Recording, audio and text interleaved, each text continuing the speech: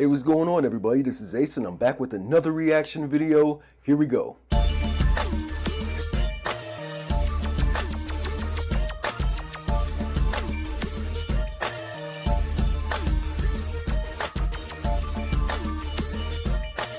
Alright, so I've completed my reactions to Madonna's Who's That Girl soundtrack album, so now it's time to review, recap, and assess the full body of work. So the Who's That Girl soundtrack was decent, at least Madonna's contributions were. Again, I didn't bother with the non-Madonna tracks. You know, soundtrack music for the 1980s is often hit or miss, and while some of the songs in the album I think come off a bit, I want to say, like showy, I do think that they generally pass the muster. So the Madonna tracks on Who's That Girl essentially continue to feel of True Blue, albeit from a slightly livelier vibe. She collaborated with the same producers and used many of the same blueprints. I'm unsure if it's because of the character she portrayed in the film and if it may have impacted how she presented herself, but Madonna's persona, I want to say during this like micro era, it seems slightly bubblier and perkier in tone and temperament. You know, even the album cover where Madonna appears to be like an exaggerated version of herself illustrates this. So I don't notice any overt vocal improvement from Madonna on these tracks, but I don't hear any decline either. Her vocals are essentially sustained.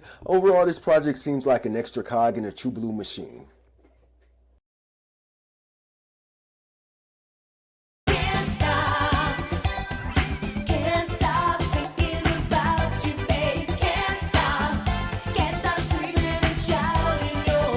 So honestly, I don't care for Can't Stop. You know, they can't know at the time how much music would change as the years go by, so it's not fair to fault older songs for sounding outdated.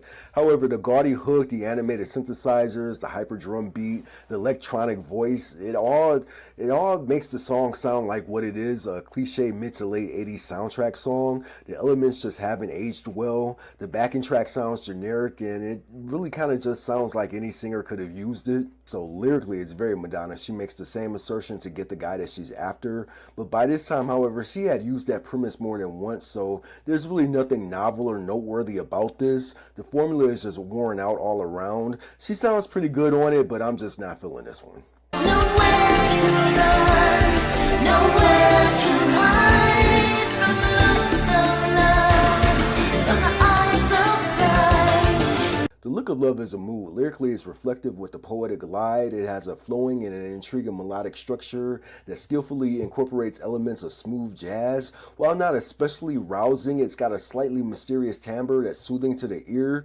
However, I do sense that the song wants to be more than what it is. Like perhaps it was aiming to be even more haunting and profound, like in vein of Live to Tell, and I can't say that it did that. Madonna sounds pleasant, but this wasn't one of her stronger vocal performances. She doesn't emote with the same fervor as on previous ballads. Here she kind of just coasts with the music. You know, that being said, this is still a nice song and a worthwhile listen to. The music video, however, I think was very random and disorganized. I think the song deserved better.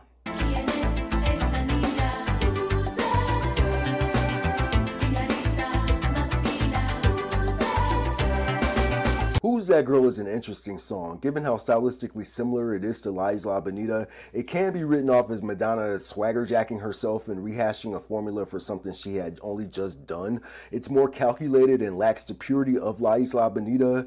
All that noted and taken into consideration though, Who's That Girl is still kind of high. The music is well put together despite being a little congested. The lyrics adequately create this air of intrigue about this mystery girl that Madonna's singing about. It's upbeat and subtly fun with a slightly haunting quality. Madonna's vocal tone is quasi-dark and moody, which adds to the intrigue. Furthermore, the arrangement of the backing vocals makes the song shine at just the right moments. So despite it seeming like it could be dismissed as being like a lesser sequel of La Isla Bonita, I think Who's That Girl is a worthy number in Madonna's canon, and I do like it a lot. I got the moves, baby.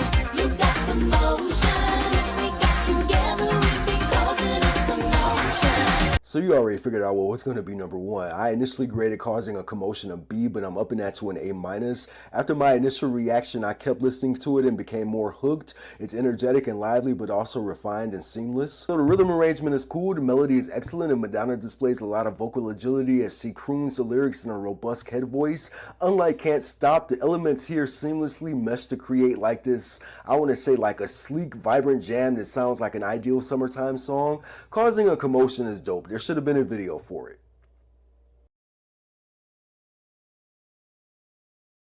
The Who's That Girl songs are pretty good. I don't think Madonna's pushed forward here as an artist, but this was just a soundtrack album made more for commerce, so I'm not mad. I'm sure the next studio album will be more of an evolution. This was jovial pop fluff with a healthy dose of sincerity mixed in, so the overall grade for Madonna's contributions here are a B-. I definitely think they're worth listening to, but how do you feel about it? How do you feel about Madonna's Who's That Girl album? Leave me some comments, like and subscribe, and until next time. But wait! There's more!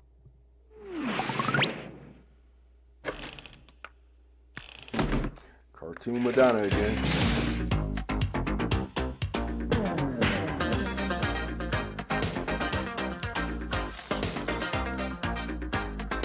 Who is that girl? I got the moves, baby. Who are you? She's beautiful. She's impulsive. She's Madonna.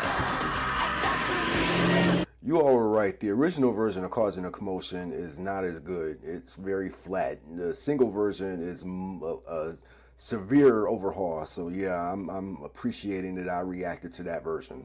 Let's keep going. And in 24 hours, she'll turn a mild-mannered corporate attorney into a wild-eyed fugitive from justice. All because she holds the key to a life he never expected. Madonna, Griffin Dunn. Kiss me.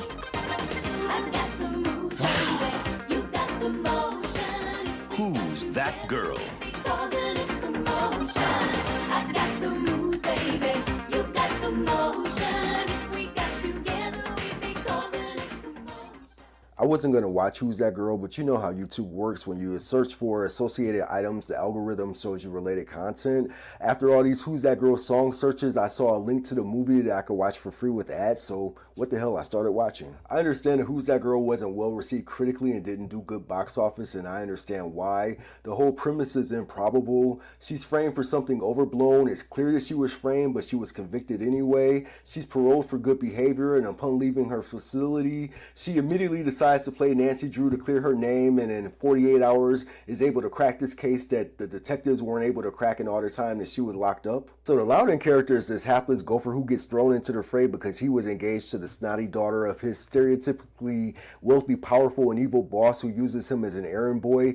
He's an archetypal 80s yuppie, so consumed with advancing his career that he's willing to be an obedient yes man. The wealthy patriarch set up Nikki with the help of his silly goons. He's alerted of her release and suspects that Nikki won't just go home and will do something to expose him. So he tasks this Loudon flunky to pick her up from prison, transfer her directly to the bus station, ensuring that she gets out of town. Nikki, however, is not going to be deterred from her own ideas. Not knowing that his boss is behind Nikki's whole situation, Loudon kind of unwittingly helps her and kind of becomes her flaky in the process to kind of prove her innocence. And from there, you know, chaos just immediately ensues. So while all this mayhem is happening, two very 1980s style detectives from the prison where Nikki is confined follow her and Loudon. Before Nikki is freed, they figured that she was going to do something like this. They really didn't add anything to the movie, in my opinion, and where they're kind of just as props to play on a whole buddy cop thing that was popular during that time period, you know, with Miami Vice and 48 Hours, so yeah.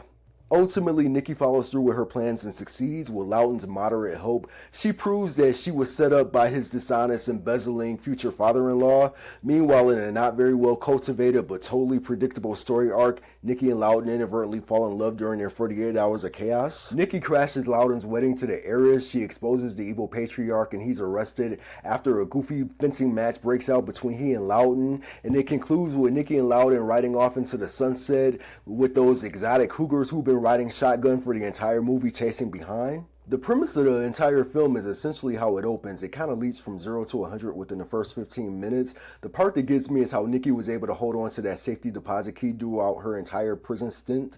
You know, that was case evidence. They confiscated everything else from her. They took her jacket, they took her lipstick, but somehow she was able to hold on to that key. I don't see why she didn't give it to a lawyer to find the proof for her. She could have been out the same day. So even though Madonna's performance was over the top and excessive, I found her to be funny and endearing. The Nikki Finn persona is tenacious and unpredictable. She has a lot of funny and cute one-liners and comes off like a more animated version of Madonna herself. I haven't seen any of her other film work, but rumor has it Madonna isn't known for being a particularly good actress.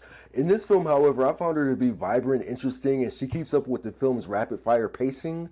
Maybe that silly accent that she uses camouflages her acting limitations, but I accepted her performance as endearing. Despite his shaky character, Griffin Dunne is the real actor in this movie. He does his best to keep the film grounded and to give it some credibility, but there was really only so much he could do with the script's shortcomings. The goons, Raul and the fat guy, come off like something out of Looney Tunes, ineffective and not believable, but they went with the slapstick nature of the comedy. Having said that, I still found the movie to be humorous, although over the top with an absurd premise and obvious story problems. It is a comedy, a satirical comedy at that. It's a given that the viewer will be expected to suspend a certain amount of disbelief and accept the story at face value.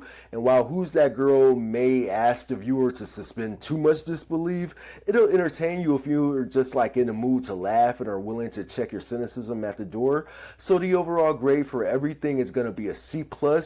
I think the movie is worth watching, but how do you feel about it? How do you feel about Madonna's Who's That Girl album soundtrack and the Who's That Girl movie? Leave me some comments, like and subscribe, and I will be back on the Who's That Girl tour. So in the meantime, peace.